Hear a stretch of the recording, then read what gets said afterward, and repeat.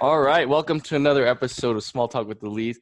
Today we're going to dive into some church history. There's a letter that is floating around the internet that is quite popular. It's called the CES Letter. And for those of you who haven't heard of it, you'll probably think of it as like a anti-Mormon kind of spiel. And it basically is because it's an argument against all the fundamental tenets of Mormonism. And so you might be wondering why we're going to cover this today and in this whole next series, because we plan on doing a bunch of episodes on the issues that it talks about. And we were requested actually to do this episode by several people actually. And people are reading this and wondering what is going on here. So I'm going to give a little bit of background to the letter. So, or actually, do you guys want to say anything about the letter background? Nah, man, take it away. I think you got it. Okay, so the CES letter is basically is a 138-page document. I have it pulled up in front of me, and it was written by a guy named Jeremy Reynolds. He was a missionary. He describes himself as someone who extended his stay on his mission. So you can voluntarily extend your stay for like an extra transfer. So he was out in New York for like 25 and a half months or something like that. Okay, that's how he describes himself. So he's portraying himself as like one of you guys basically. And he goes on this search he has questions. He starts reading these books like Rough Stone Rolling. And I think it's most interesting that because anyone that knows that book knows that's you'd classify it as the faithful book rather than like an anti-Mormon book. It's written by Richard Bushman. Right. Very prestigious church. I had a few. Historian. I remember I mentioned that book once in Sunday school, and this member came up to me and said, "Oh, you've actually been reading that?" I've always been very worried to read that because I've just heard it could make people lose their faith or something. So I was puzzled. I was like, "Huh, that's interesting." But yeah, I could see why. I could see that, especially. I think it's changed more so with like the church essays and things like that. But yeah, so you might be more familiar with these issues through the LDS.org Gospel Topics essays. Yeah. But the Rough Stone Rolling was written in what year, Justin? Back in the early 2000s, right? Yeah, in the early 2000s. I can look it up right here. Rough Stone. Because the Gospel Topics essays actually came out in 2013. I think around December or something like that, at the end of the year. Yeah, so that was in 2005 that Rough Stone Rolling was published. 2005. So like there's been a systematized like overview and sorting through these issues that are really against the fundamental tenets, what people perceive to be the fundamental tenets of LDS theology, I would say. And Bushman is a faithful scholar, though. He's taught at Harvard, at I think he went to school at Columbia or something, and he's very good knowledge of it. And I think a lot of he was kind of against the grain, but it was definitely from a very faithful perspective, thinking that the church doesn't have their narrative exactly correct and that needs to change. So he was really pushing for that. And I do think it was a lot of his work that inspired and moved the church, along with other things, of course, to be more transparent about their history and stuff. Did you want to say something on that, Alejandro? No, I think I'm good. Okay, sorry. So basically, it's really interesting to read the CES letter because he will mostly quote from Rough Stone Rolling, or for the majority, probably like I would just guesstimate like 75% of his sources are going to be LDS.org sources, like from the Gospel Topics essays or other faithful scholars or quotes from prophets. And so I guess first impression off of reading this, I was expecting. I first heard about this. Well, I heard about a critique of this letter on a Mormon Stories podcast with Greg Prince, and he mentioned how he could write this letter better than they could. So I went in thinking that it was going to be really poorly written, and I do realize that I'm reading this in 2019, so we're actually recording this on January of 2020. So this is not the first edition of the CES letter. It's been updated multiple times. It's been changed. It's taken out all the the majority of what they thought were the worst arguments that they had in it. They've taken it out. They've revised it and gone back and forth. And I think the letter was. Do you guys know the date the letter was written? I feel like it was in 2013, but let me see here. So it was last updated in 2017.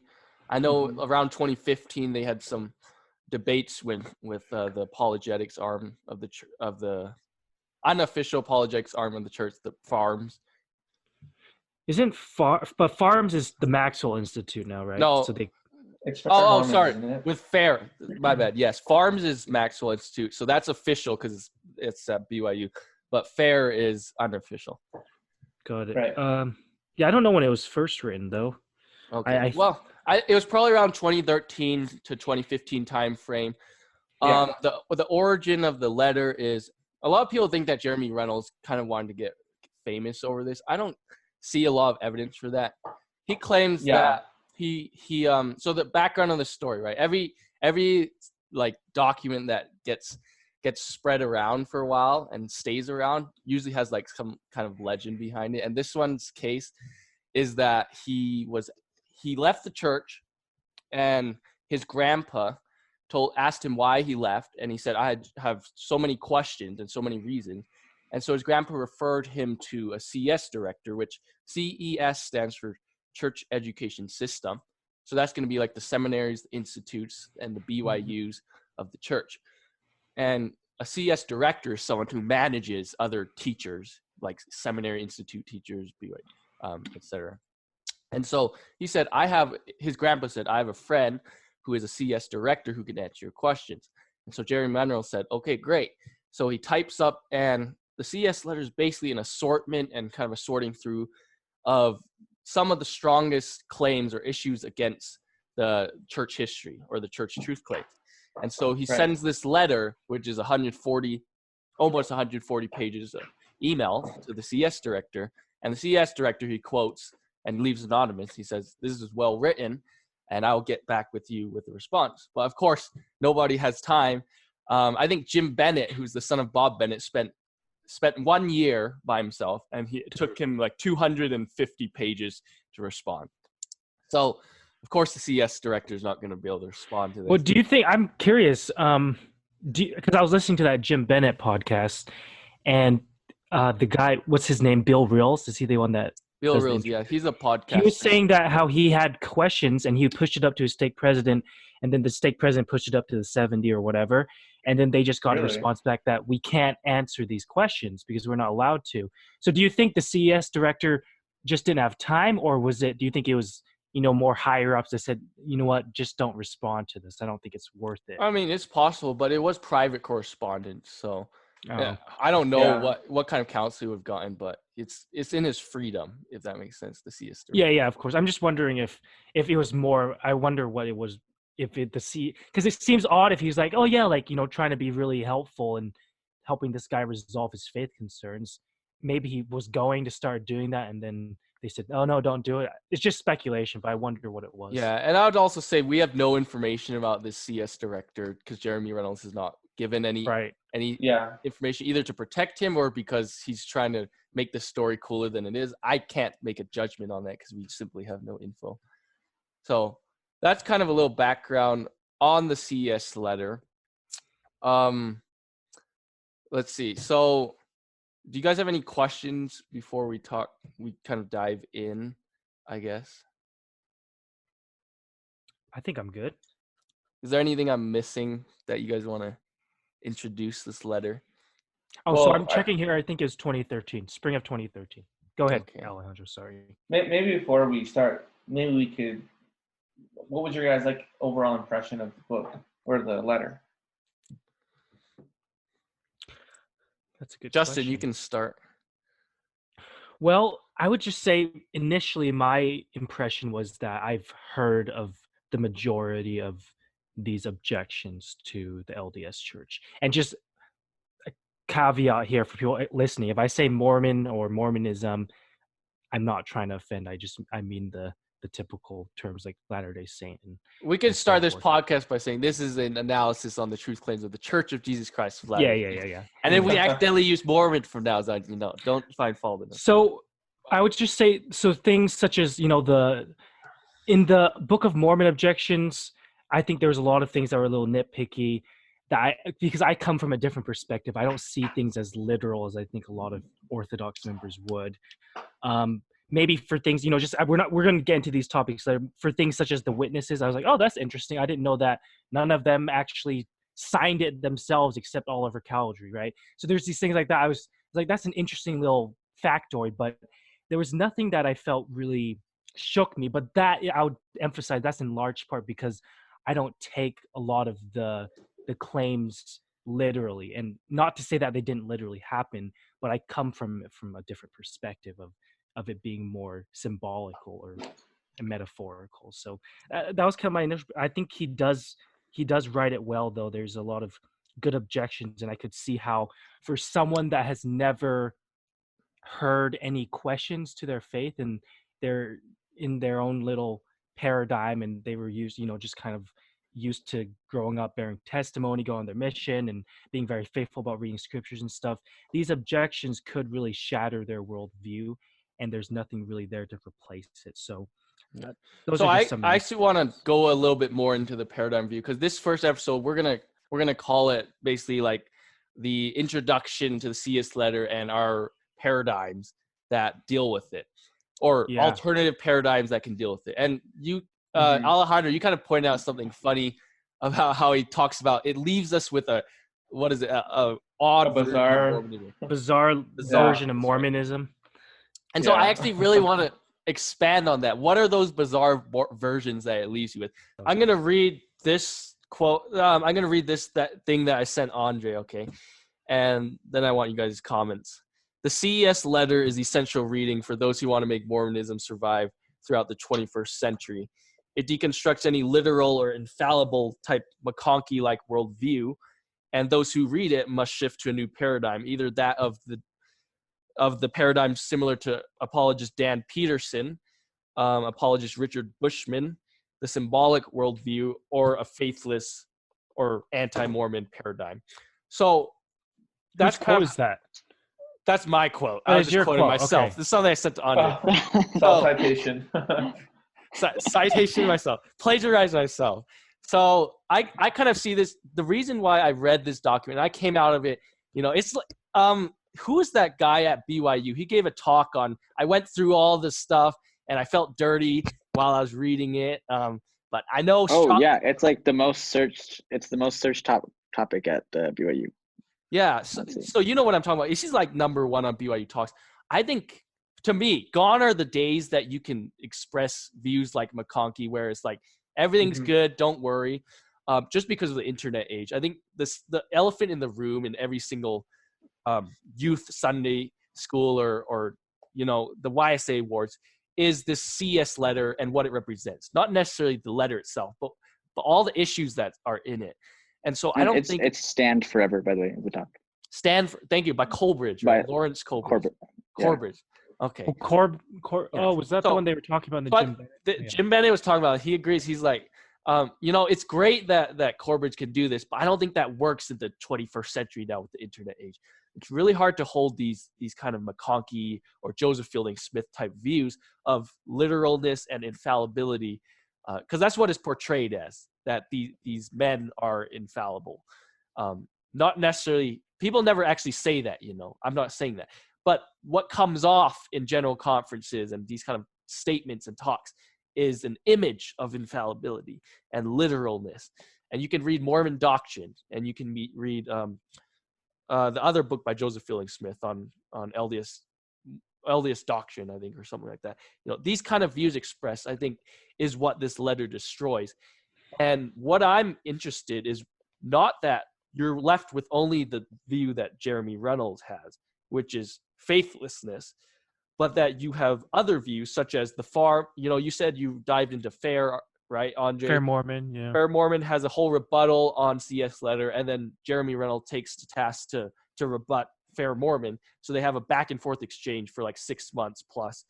Then there's other people like Richard Bushman who Jeremy Reynolds actually said in an interview on Mormon Stories. He said, I have no problem with the Richard Bushmans of the world. If you want to believe like Richard Bushman does, I see no issue with that. That's a very hard view to have, but if that's your view, then I'm fine with that.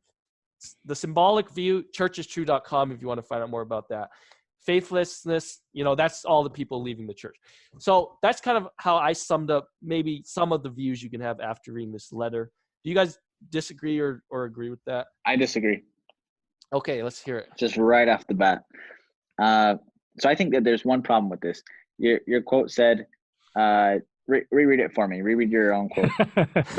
Word by verbatim. Wait, please. can you do me a favor? Can you actually send it in the chat so I can read it, so I have it on hand? Okay. Excuse my voice. Been sick the last few days. By the way, when you sent it to me, you sent it in quotes. You quote. He's quoting himself, man.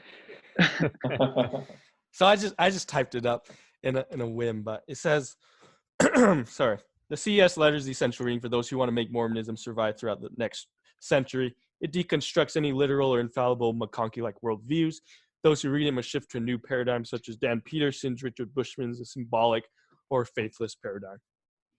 Okay, so my initial thought of this is I look at the phrase is essential reading for those who want to make Mormonism survive through the 21st century. So I think there's a presupposition here that I think is probably a fallacy, that we are somehow more philosophical or smarter than previous generations. So we need to have things in abstracts, whereas they couldn't handle the abstracts. Well, and I want to get it clear from you. Is that kind of what your supposition is here? No, that's not what I mean. What I mean is the internet age of the 21st century. It's basically like in the past, you could ask questions and people would give semi-good answers within the church. Nowadays, you can just do a simple Google search. You hear something being spoken over the pulpit, and you can do a quick Google search, and you'll see lots and lots of negative information immediately. And so it's that access to information, the access to the actual historical details, some of which are very messy, like Mountain Meadows Massacre, or other ones like Joseph Smith's polygamy, that were not available in the past. That's kind of what I'm addressing, is the difference between this century and the past century. Okay, access to information. Okay, perfect. Yes. So yeah, I mean, in that sense, I think you're right. I think that people need to, well, and it's hard to say. It's hard to say. Being a return missionary, teaching people the beginning principles of the church, you gotta give them milk before you can give them meat. What do you think about that, Brandon? Yeah, no, that's an interesting debate, because I think all of us have been on missions, right? Florida, Vietnam, Hong Kong, Guatemala. That is an interesting thing. And I've heard people say stuff, even within my own ward, like when the missionaries taught me, they never told me that Satan was in the first vision. And I was really frustrated by that. I just heard that view expressed last year. Now what's going on in my mind is, just do a quick Google search and you'll find out there's way more versions to the first vision than just I left out the Satan story. Right. Like, what is that going to do to this person? I don't even know if they know that at this point or not. But that's kind of the image, and it's you don't want milk before meat, but I think it's a valid question to ask. Should someone know about all the issues fully before joining the church or not? That's a question I can't answer at this point. Well, Brandon, I interpret your quote as kind of the structure and the organization of the church, not necessarily every single member becomes a member philosopher. People's minds and personalities don't tend to incline towards this type of discussion or thinking.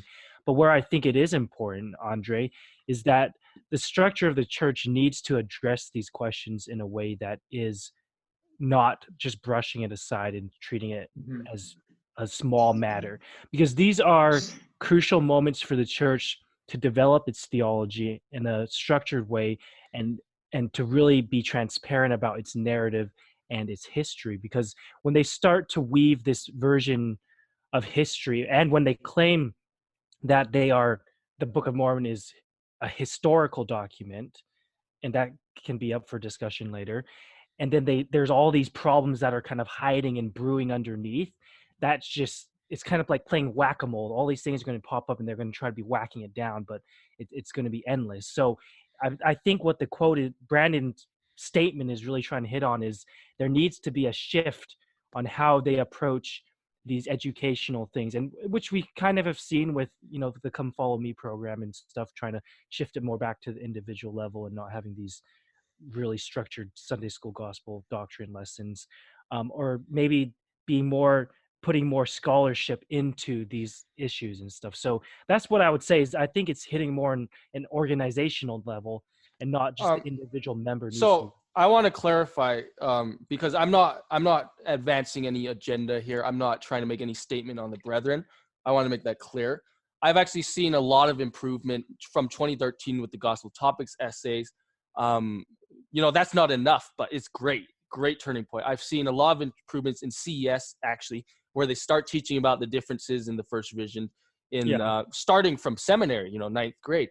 I went through CES for the new CES curriculum. This is post 2013, where they talk about these issues in the new course called Foundations of the Restoration.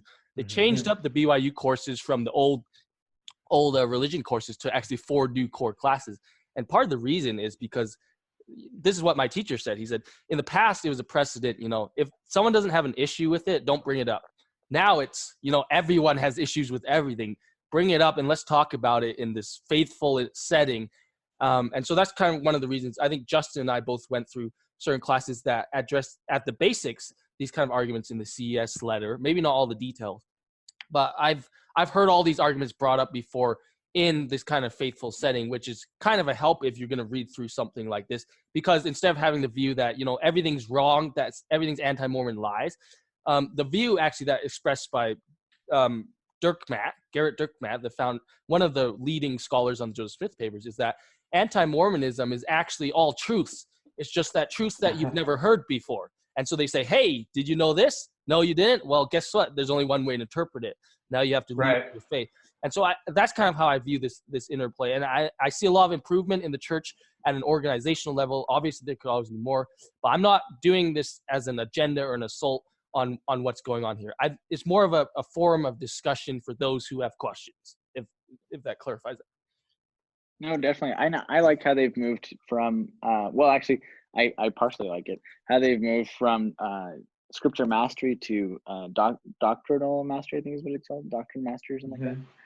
And I like it because, you have to have a firm foundation. They talk a lot about polygamy now in seminary.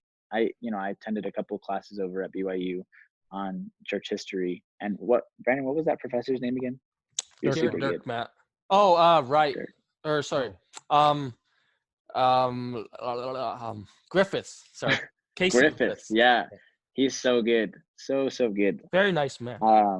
Yeah. And he kind of, shares a similar perspective, right? He talks about the fallibility of the prophets and things like that, and how we need to really acknowledge that more as an institution. Yeah, and just as I think what would be appreciated most, and what's hardest for most people, is going to church every Sunday and hearing very misinformed views, I think. And so I would like to place the burden on us as members to kind of have a more informed discussion about these things. Not really at the organizational and can I level. just a small note? Being transparent is so difficult. So difficult. I mean, there are so many things that are not pretty, right, in history, just as a theme. And so being transparent is a really difficult, sobering thing to do, and it's not a pretty thing. Yep. And we're going to dive into that, I think we're going to see that problem of transparency once we get into polygamy, as well as all the church history stuff here. So so this will be the end of that episode. I think that'll be 2 episodes. We're going to have one on introduction to the CES letter, and then we're going to have one on testimony. Does everyone feel satisfied with how their views were represented? Yeah. I wanted to add one thing to this little paragraph that you sent us for your quote. Because I think it's really important. I do agree with a portion of this. I think that the CES letter is sort of like a product of 20th century thinking, and sort of like the naturalistic and material scientific worldview that we've had. But I believe it's important reading, but I think it's only going to be useful for about 50 years. And then after that, there's going to be a new problem. It's going to be like Faith Crisis 3.0, And that's going to be things like artificial intelligence and how that's going to force us to reevaluate how we look at ourselves as humans and what it means to have a soul and what it means to live in a material world and a spiritual world. So the CES letter is important because we're going to help people. Like, it's important to read because we're going to help people who are sort of like stuck, and it's going to help us get along for the next 50 years. But after that, we have to also, I believe the CES letter is like a stepping stone to cultivate like this critical thinking and this reframing, so that when we're faced with like this new problem, you know, in the later half of the 21st century, we're going to have a way harder problem with things like artificial intelligence and how that's going to affect faith. And you're getting straight to the, you know, because these are kind of surface issues, historical issues I see as surface issues. The next level is going to be foundational issues, true foundations, right? The actual foundation, which would be free agency, what makes a person, soul versus mind versus body problem. Like, these are actual philosophical questions. And that's where I see you going. And there's kind of this movement called Mormon transhumanism that's just barely dipping into that, which is really and as far as I can tell, I don't think they've really touched that hard on artificial intelligence. But that's a topic for another time, I guess. Yeah. But thanks for bringing that up. Okay.